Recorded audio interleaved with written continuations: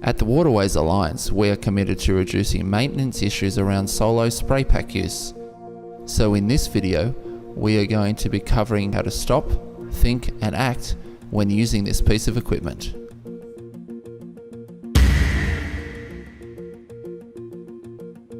Morning guys, I'm just going to talk to you about solo backpack sprays. Firstly, before we undertake any task, full PPE appropriate to that task, in this case nitrile gloves, broad-brimmed hat, glasses, long-sleeve shirt, pants, lace-up boots and gum boots or gaiters, of course, if you're in the field. When we get our backpacks off the truck in the morning, we're going to check for any signs of obvious leaks. That's going to be in the form of blue dye anywhere on the exterior of the pack where it shouldn't be. Pretty straightforward. Secondly, we want to check our harness for any obvious signs of wear or fraying. Make sure all the buckles are in good condition and not cracked or broken. When we put it on, it's really important to make sure that the pack's properly adjusted for you as an individual. I find the best position is to have the lid so it's flush with the bottom of your neck or the top of your shoulders. This will help avoid any manual handling problems in the field. Whenever we're returning the packs to the vehicle or stop spraying for any length of time, you need to make sure that the trigger's locked off so it can't discharge accidentally. You pull the trigger up a bit and flick that all the way back, and that way there's no way that can become dislodged. Much safer.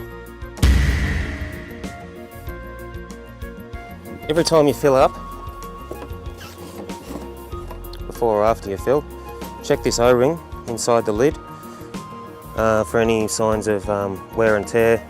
Pack should be filled to a maximum of 8 litres. That'll avoid any complaints about the breathers leaking. It's the only time I've ever known them to leak is if they're overfilled or people hand weed with their packs on or pick something up which they shouldn't be doing. On a weekly basis, we need to check all our screws and bolts for tightness. There's a little star key here in the side of all the packs that can be used. It's universal, fits everything. So the main problem is this hose clamp here can crack or come loose very, very easily. So before you get the new ones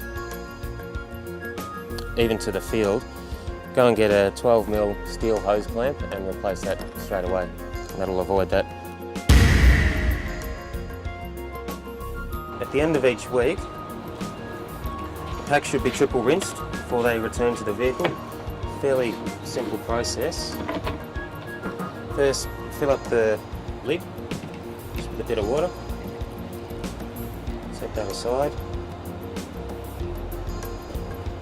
Unscrew your nozzle. And check and clean this little filter in here. If you haven't got one, make sure there's one in there, get one. You can also disassemble the adjustable nozzle and just stick them in the lid to soak while you do your rinsing. So by this stage the pack's empty. There's still a tiny bit of blue dye in the bottom. So lock your trigger on this time. Make sure it's draining away to a patch of weeds or a bare patch of earth somewhere, not someone's gutter outside their house or whatever. And then just pump the rest of that chemical through till it runs dry. Put about 1 litre of water in. So at that point, pick the pack up. Again, just tip out whatever residue is still in there. So take your lid,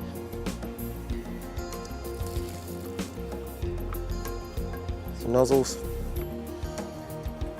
and reassemble that. Nice and tight. Put the filter back in now that it's all clean. Nozzle back on. Make sure the trigger is then released and locked off again. Lid back on, and that's good to sit now for as long as it may be.